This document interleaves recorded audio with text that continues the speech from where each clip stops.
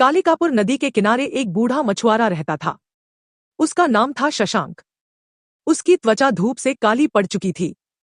हाथ चप्पू चलाते चलाते कठोर हो गए थे, लेकिन उसका दिल शांत और श्रद्धा से भरा था। हर सुबह नाव में चढ़ने से पहले वह यही छोटी सी प्रार्थना करता, नदी माँ, मुझे सुरक्षित रखना और घर वापस ले आना। उसकी पत्नी हर बार मुस्कुराती। उसे लगता था कि शशांक की यही प्रार्थना उसे हर तूफान से बचाती है। एक दिन सावन की एक काली शाम, जब आसमान बहुत जल्दी अंधेरा हो गया, शशांक ने सोचा, आज जाल एक बार और डाल दूं। मछलियां चाहिए। लेकिन नदी बेचैन थी। तेज हवा चल रही थी। लहरें ऊंची उठ रही थी। नाव डरकर कांप रही थी। कुछ ही मिनटों में तूफान ने नदी को घेर लिया। नाव घूमने लगी। जाल उलझ गया और चप्पू नदी में गिरकर बह गया। सालों बाद शशांक के दिल में डर जागा।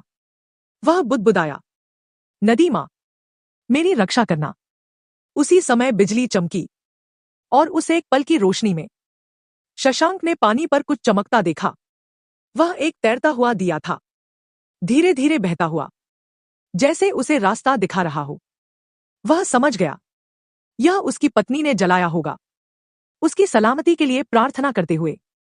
दिया हिलता डुलता, हल्की रोशनी बिखेरता, उसे तट की ओर ले जा रहा था।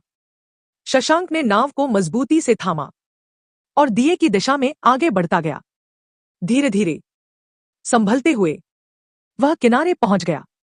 उसकी पत्नी दौड़ती हुई आई, आंखों में आंसू। वह बोली, मुझे पता था नदी मां सुन लेंगी। शशांक ने कांपते हाथों से दिए को छुआ। उस रात उसने समझा, प्रार्थनाएं केवल शब्द नहीं होती, वे प्रेम के धागे होते हैं, जो हमें हर तूफान के पार सुरक्षित घर पहुंचा देते हैं।